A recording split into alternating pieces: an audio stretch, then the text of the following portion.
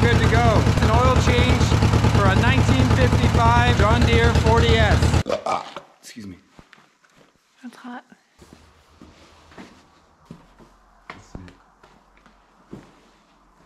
People can watch this and give you advice or tips. Yeah, I take all the constructive criticism I can get. Go dry.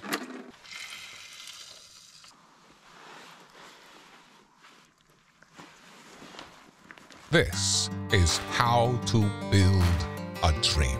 In a world where he is faced with complex medical issues, one man is forced to redefine himself. He has plans to get healthy, plans to live, learn, grow, and love. He created a YouTube channel about doing things he enjoys and are good for his mind, body, and spirit. He dreams of becoming an actor someday, but also a better human being in the process. This YouTube channel is about positivity. He has big plans, but for now, it's all about things that make him happy. This is how to build a dream. We're gonna do an oil change for a 1955 John Deere 40S. We're not 100% sure if it needs that or not, but we think it might. It's got a little bit of low oil pressure. It was sputting a bit last time we used it. I haven't changed it since I bought it. I've had it for just over a year. I brought it into a place in town that I'm assuming they did it, because I told them change all the fluids and all that kind of stuff. So it's probably been about a little over a year, maybe about a year. I haven't checked the oil yet either, so we're not sure if this is the problem or not, but it can't hurt, and it's probably due for one anyway. I watched a few videos online. There's one, Daryl's Auto Garage, something like that. Daryl's Classic Restoration or something. Anyway, he does a fabulous job on a lot of these videos. He does videos for a bunch of different stuff. I guess I can take these off. He has a 1953, I think, John Deere, either 53 or 54, and he changed the oil on one of his. So he recommended T4 15W40, but there's a guy here, our landlord, is very knowledgeable with tractors and that sort of thing, and he recommends for here a 0W40.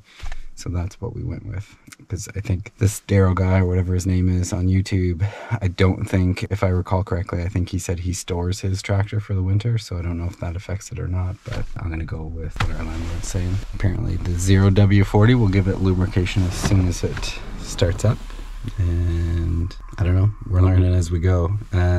But he has a really good video. If you want to check his out, I'll try to link it or put a picture of it or something, because I don't know what I'm doing, but we're gonna try to figure it out, and hopefully it'll help. We just drove up to the barn because it's a little easier. The barn's a fair distance from the house, and it's a little easier with all the stuff we had to carry, and Tikka wanted to come with us, so. Good girl. See the sun shining.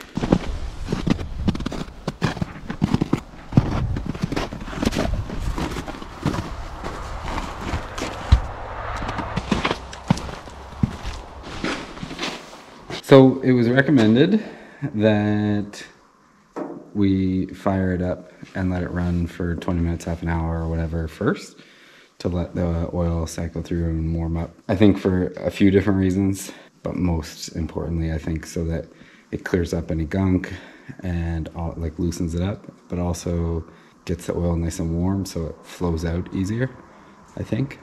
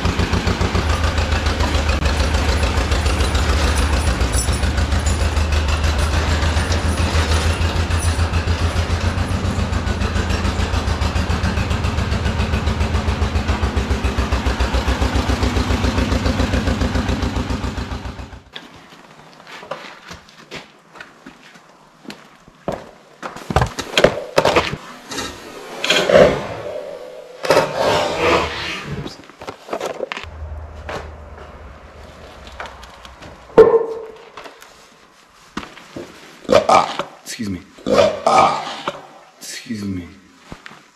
That's hot. Okay, so we just parked over here so that we can see the sun, or the sun will help us see what we're doing here. Okay, I might need antifreeze too. Is that just steam because it's in the sun? It could be, yeah. Seems a little smoky though. The smoke. This is where the oil is going to go in.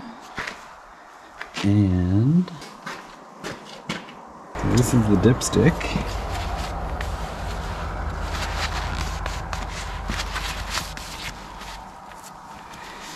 You can see your add levels and your full line.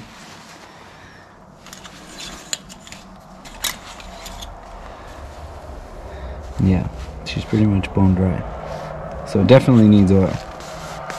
So it's a good thing we're doing this. So the guy that I watch on YouTube, Daryl's Restoration Garage or whatever. Actually, I don't know if it was him. It might have been another one I watched where they were doing an old John Deere. But some people say to take this off. And I think it's just to get air movement a little better in there. It helps it flow out nicer or whatever.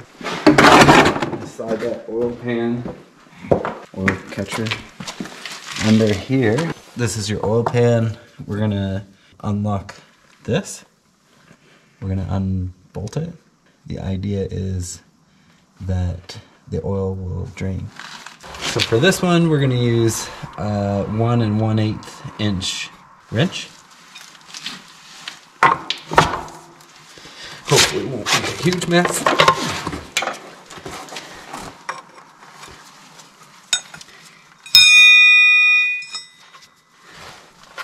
There probably won't be a lot of oil coming out of here because it was so dry, but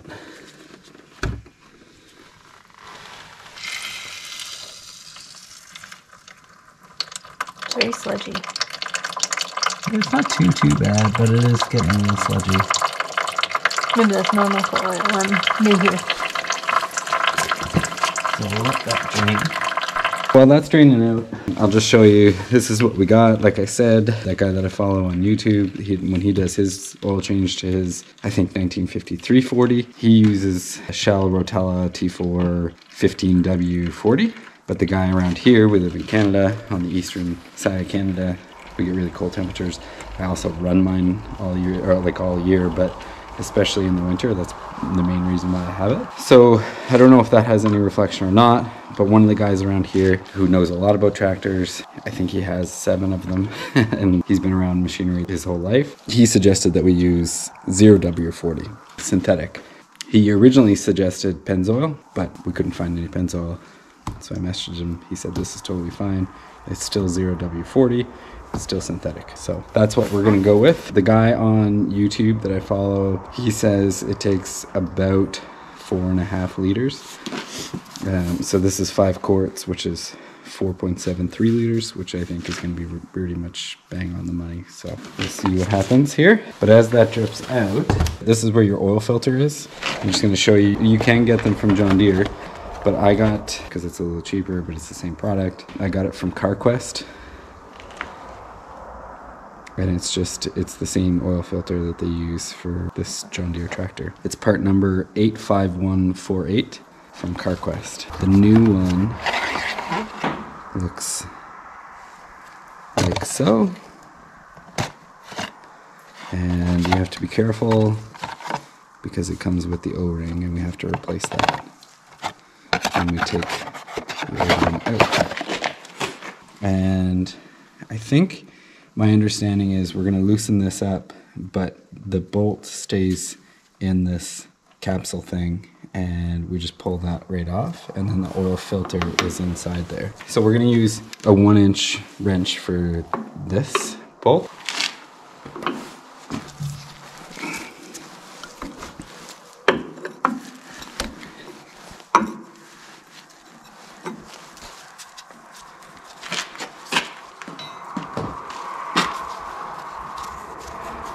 This doesn't look like the dealership changed the oil, which, I mean, realistically, I probably should have double checked with them, but I assumed, you know, if I told Stacy to get ready to go for a walk, I assume I don't have to tell her to put shoes on. And when I took it in, I told them to look it over, make sure everything was good to go.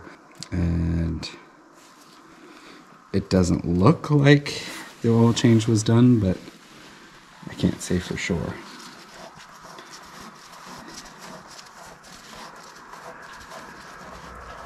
It's supposed to be that juicy too. Huh? Like it's all oily and juicy. That's normal. Well, I don't know. I don't know what's normal, what's not. I'm not sure. I probably should wait.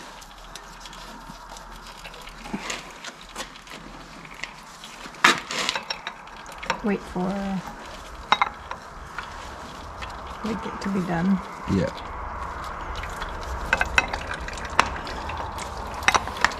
It's almost like opening that made it drain more. Yeah.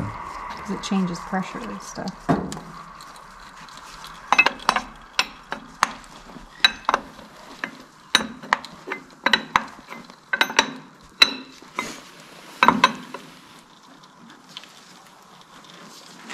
So we're learning a little bit, but obviously this made a big mess. I guess you should wait longer for it to drain longer. Maybe it drains out of here, I don't know. But we're learning. It also looks like it hasn't changed in a very long time. How can you tell? I don't know. Well, it looks black to me, but I don't. Maybe that was the type of oil that was put in. I don't know. So I'm trying to decide if it makes more sense to just crack her open and pull it off, or because now that I tighten that up, it seems to be coming out a lot slower again. So I think I might just go for it. Yeah, maybe it's just a messy job. Well, and again, if this hasn't, like if the oil filter hasn't been changed for a while, that could be causing it. So, but basically, you have to be careful because if this turns the whole thing, you're not really getting anywhere. So just hold the case and turn the nut until it comes loose enough to pull it off, I think.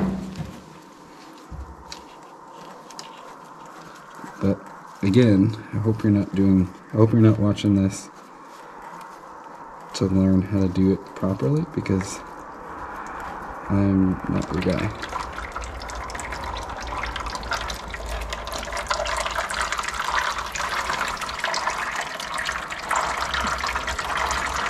People can watch this and give you advice or tips. Yeah. I'll take all the constructive criticism I can get. But that looks like a very old filter to me. It's metal? No, it's just oil.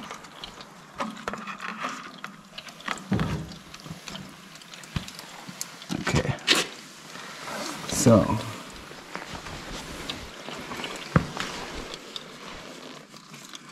Doesn't really say which one's up and which one's down, hey?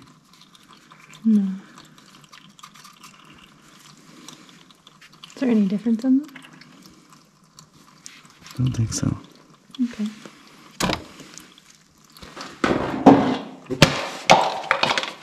There goes the funnel. As long as you're having fun. So, it was also recommended that we try to clean this out as much as we can, which is going to be a messy job, but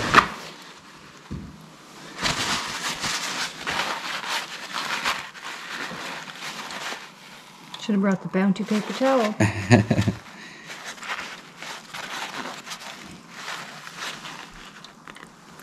Although I feel like shop towels are bounty on steroids.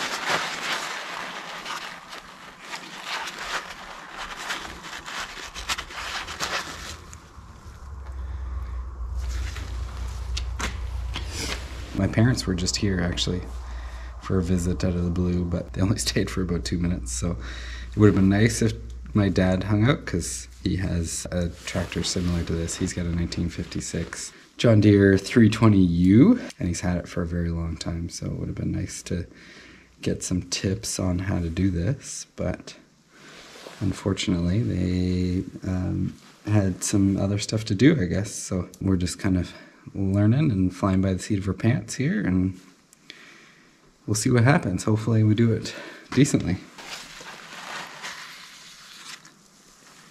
It's coming along. Yeah. Slowly but surely. So I'm just trying to clean the top. I know I have to clean down there, but I don't want this stuff dripping down over the parts that I clean. Makes sense to clean from the top first in my head. Yeah.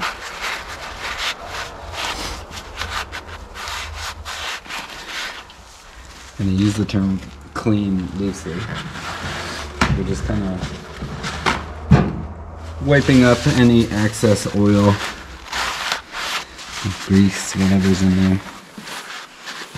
So it looks like, I don't even know if it had an O-ring. It looks like there's no O-ring in there, but maybe there is. How would you get it out? Well, I might have to pry it out. I don't know if it's in there or not. It doesn't look like it. It's supposed to be right in here, in that edge. It's supposed to be a black ring, but it might have come out with like it's not on here, so it might have came out with this, but I didn't feel it and I don't see it. So I don't know what to tell you. You just want to get that, all that old yucky oil out of there. But if there was no O-ring in there, again, that's something the dealership should have caught when they supposedly changed the oil, because I double checked with them to make sure that they checked all the fluids, and they said all the fluids were great. But you think they would have caught no O-ring, because I don't see an O-ring in there. They're not the swiftest sometimes in there. Yeah, they really don't seem to be, and I find like they might be good with the newer tractors, but I find as soon as you mention that you have a 1955 Like a classic?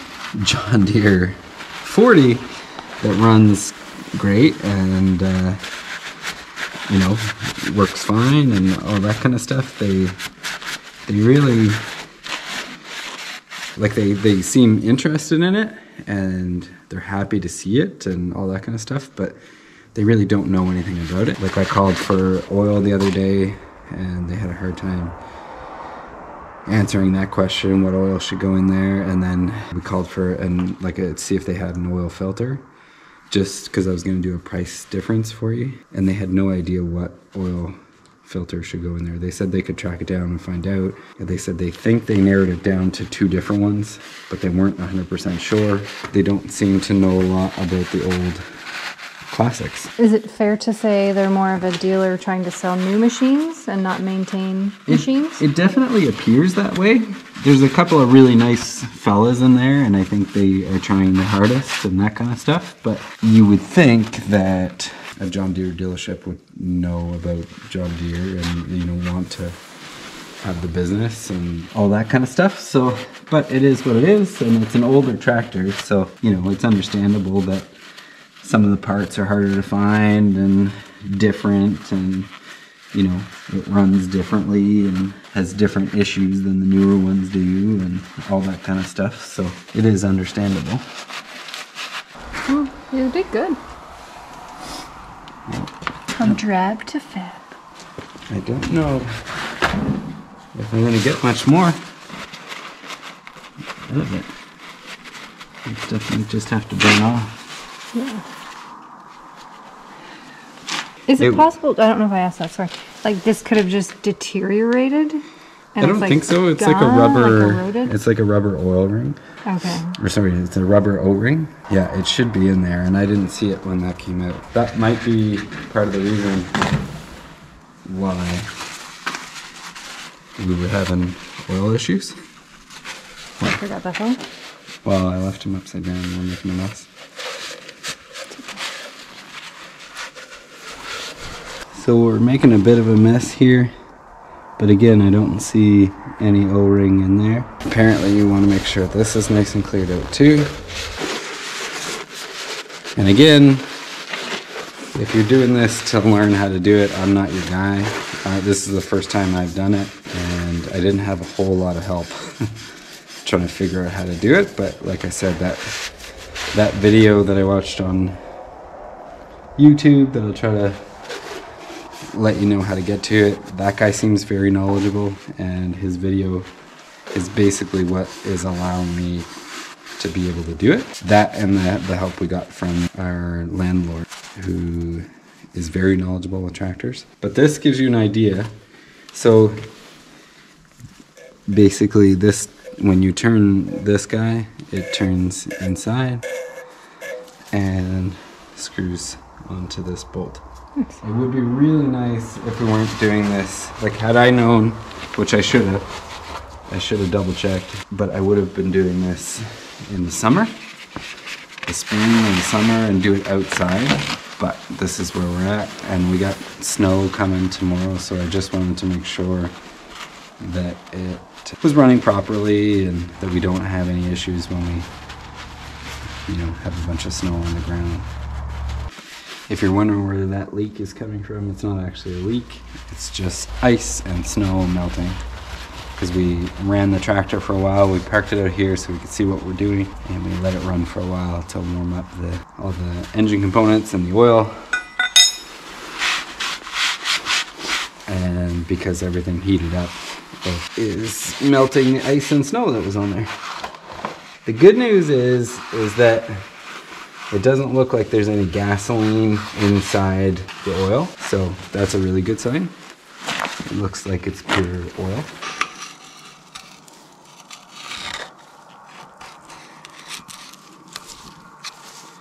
Yeah, so there's no O-ring in there.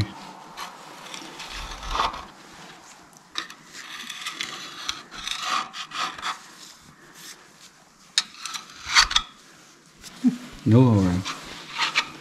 That could have been part of the problem right there. Hey, good girl.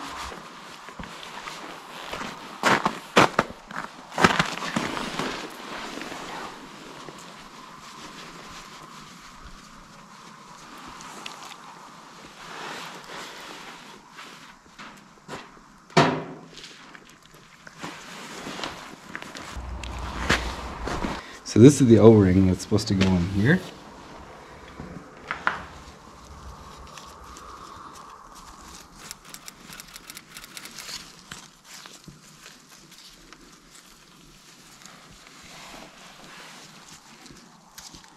And it should just set like that, or sit like that.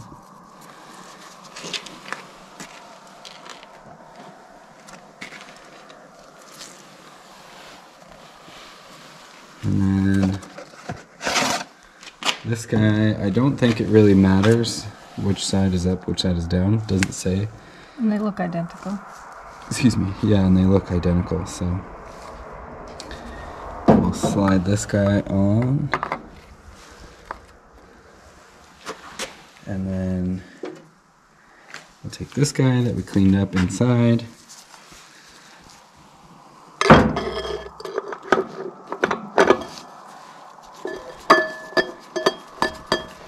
And we'll just screw this down until it's nice and snug.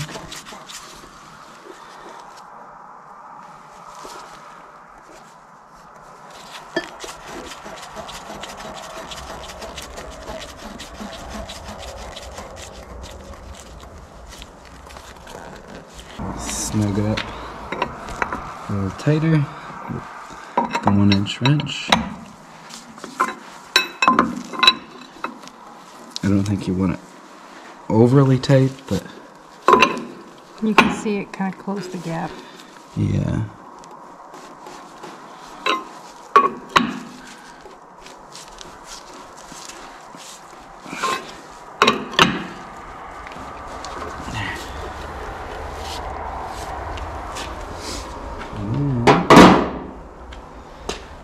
We'll clean this guy up.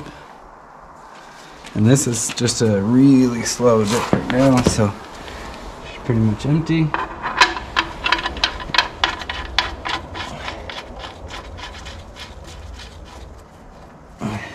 Give it a little wipe.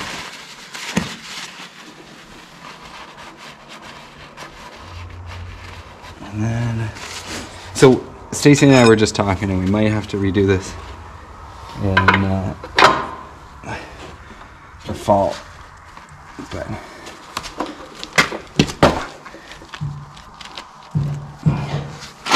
that should be nice and tight.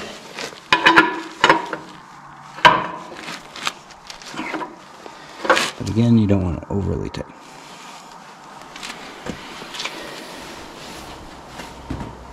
Apparently. We got a little funnel here.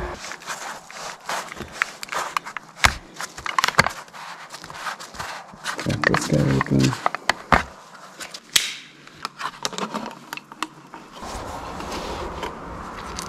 And then we'll pour her in. Oops.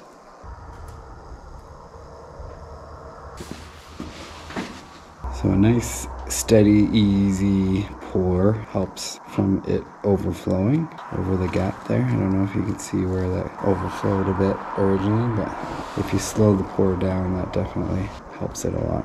And I think from anything that I've read or watched, it's going to take about this whole jug, so we'll just keep pouring until she's almost empty. So as you're pouring, you're just making sure that it doesn't overflow here like it did originally. This is the first time we're doing it, so we're learning as we go. May as well just pour the whole thing in. Because it's just over 4.5 liters.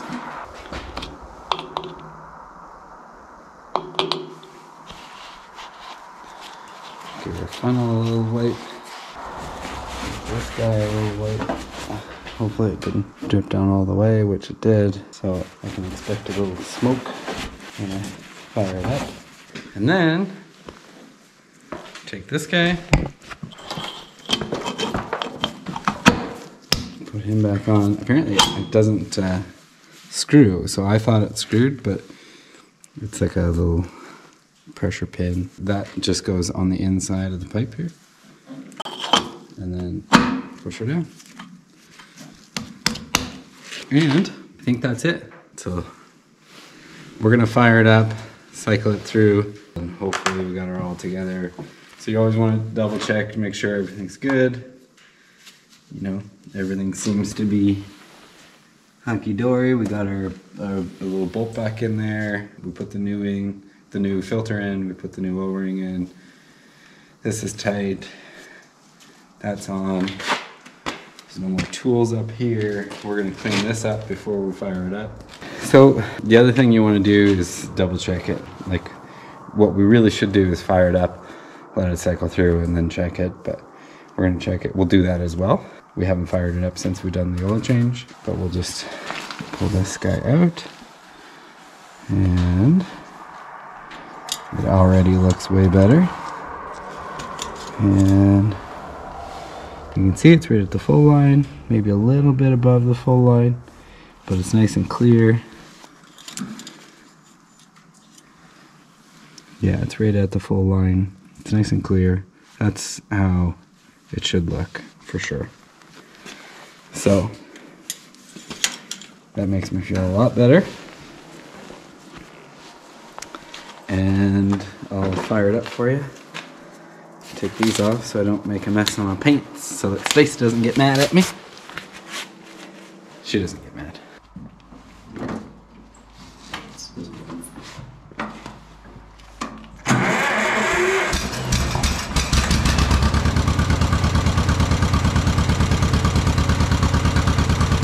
So, I didn't show you before, but the oil temperature was way down when I started it up. So if you come around, it always will go under the green, and then as it warms up, it'll bump up a little bit. But as you can tell now, I just fired it up.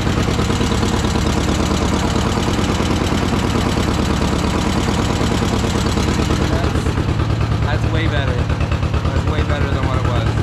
Let's take a quick peek underneath and see if we see any leaks or anything like that.